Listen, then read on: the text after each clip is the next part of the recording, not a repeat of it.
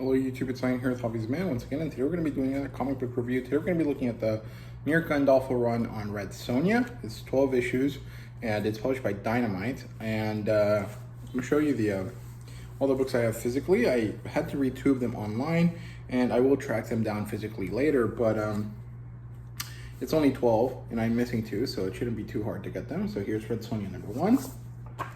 Number 2, this is the first variant cover. Because sometimes I wasn't able to get the original, so it is what it is. Number 3, number 4, number 6, I think. Number 7, this is also a variant. I think this is a what was her name? Peach Momoko? No, I don't know her name, but yeah, it's whoever that person is. Here's another one. This one is number 8 and 9.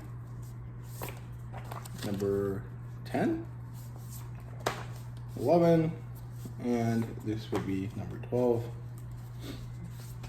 And yeah, so this is written by Mirka Andolfo, obviously.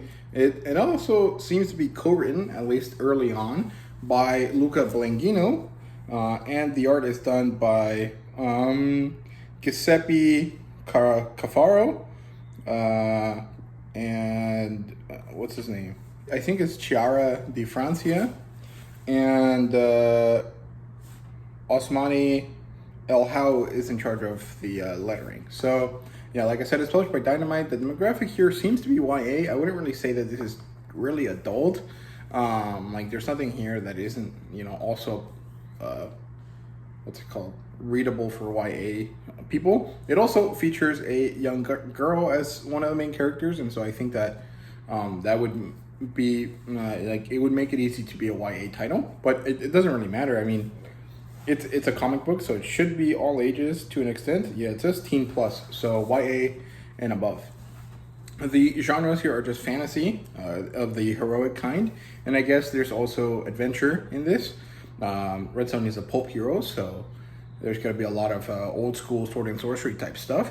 It does not have an adaptation currently, and it probably won't ever get an adaptation because well, it's not really amazing. It's not that great, and I don't necessarily think that very many people are going to say that this is, you know, a definitive Red Sonja run. This is only, if it ever gets recommended to anyone, going to be recommended as a, if you want to see Red Sonja do a certain thing kind of recommendation, if that makes sense. So the premise is basically that Red Sonja and this girl called Sitha end up being together, and they basically have a lone wolf and cub style adventure as they go try to return Sitha to her home, and that's all there is to it. It's a very simple premise. Lone wolf and cub is a very classic old school samurai story, and it makes total sense that, you know, Red Sonja would eventually have an adventure like that of some sort. So it makes sense that this that this happens, and it's overall okay. The plotline is really not all that amazing. It's not very complex. It's a very linear story, but it is enjoyable. If you like Red Sonja, if you like the lone wolf and cub archetype type story, you know, if you like The Mandalorian or the actual manga, or, you know, any other story you've seen where an adult takes care of a child and they become a family over time, you'll like it. I think it'll be pretty enjoyable. So Red Sonja gets hired to go go rescue this girl, Sitha, who happens to be from a very different country from where Sonja is right now. As she goes to rescue this girl, she also ends up being attacked by this warlord, and so they battle this warlord, and eventually they win. Then they also have to go battle some necromancers, because Red Sonja gave Sitha to the guy that hired her so that he could take care of sending her to her homeland. But then Red Sonja realizes that he's not actually interested in doing that. He was playing her, and so she goes to save Sitha, and she has to save her from these twin necromancers.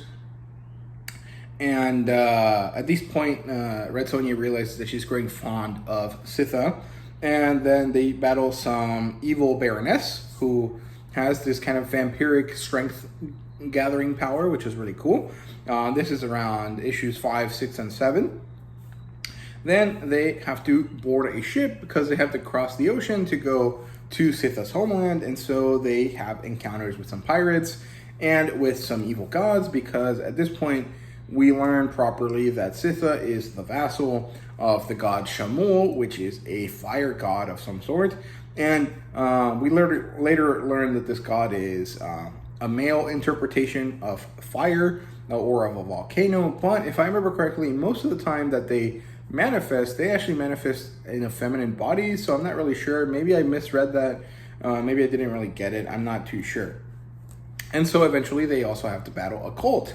And, well, yeah, I think the story itself is well paced, but the characterization that makes you care about the story is not really that well made. I think that there really isn't a development of Sitha and Sonja's character progression with each other.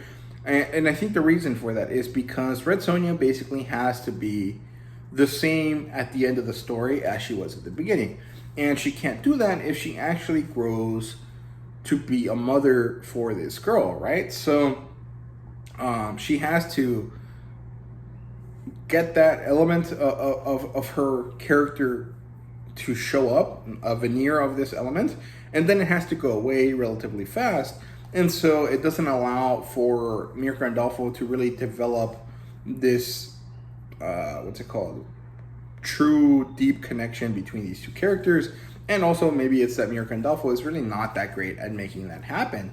I'm not necessarily sure that I know enough about Mirka Andolfo's writing style to know if she's capable of handling this or not. But it is handled okay in this example. And most of the time, the stuff that I really like about Mirka Andolfo is really her art style. So I don't really get to experience that in this book all that much. In terms of characters, we have Red Sonja, we have Samash, who is a male character. He basically ends up being the father figure for Sitha, although they don't really ever become like a family. If I remember correctly, Samash actually says that he likes men, or at least he says that Red Sonja isn't really his vibe. And I took that to mean that he meant that he liked men, but I'm not really sure if that's the case. That's just how the scene felt like to me, but I'm not really sure. But he ends up being the father figure that opposes Red Sonja's mother figure, right, for Sitha. And it's not that bad. It's pretty good, actually. They have a good understanding between each other as characters. Then we have Shamul, who is this god character again. It's this fire demon, basically. And it's pretty interesting. And then we get a little bit of development of Red Sonja and her feelings for Sitha, as well as Sitha's connection with Red Sonja, and how that is going to affect Sitha as a grown woman. In fact, she actually ends up going on to have her own miniseries of 4 issues, and I think that was actually canceled because a lot of people didn't really like it, probably because it wasn't very well made. I'm not really sure. It wasn't something I was interested in picking up, and I didn't, but I might pick it up later, but I'm not too sure. I do think that it's interesting to add new characters to the current mythos of these groups of pulp heroes, because otherwise it grows stale, and it's going to continue to grow stale the more time that you take to introduce a good follower or like a good follow-up to the main character, right? I mean, I'm not saying that Red Sonja needs to pass her mantle on or anything like that, but it is important to provide more recurring characters for all of these people to interact with, right? And yeah, in terms of world building, we don't really have all that much. I mean, we understand that they're in Hyperborea, and this is a fantasy dark age of some sort. And other than that, there really isn't too much more important stuff going on besides the explanation of Shamul, and that's basically all you really need to know.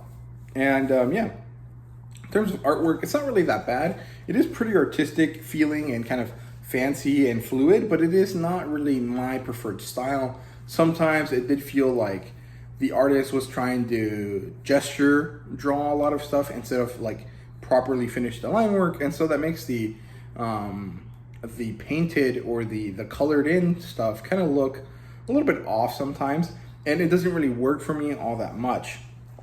But yeah, in terms of fan servicey, like sexual content of any kind, there really isn't anything here. So, you know, this is safe for all audiences. And in terms of a rating, this is a 4 out of 5. I enjoyed it, but there was some small issues. Mostly the fact that, you know, Red Sonja and Sitha get to a point, but it feels like the development of that point or of that relationship wasn't really strong, and I wish it was a little bit better. So yeah, that's all I have to say. about Red Sonja. I hope you guys enjoyed the video. If you did, please leave a like, subscribe, and comment down below. Let me know what you thought. And thank you guys very much for watching.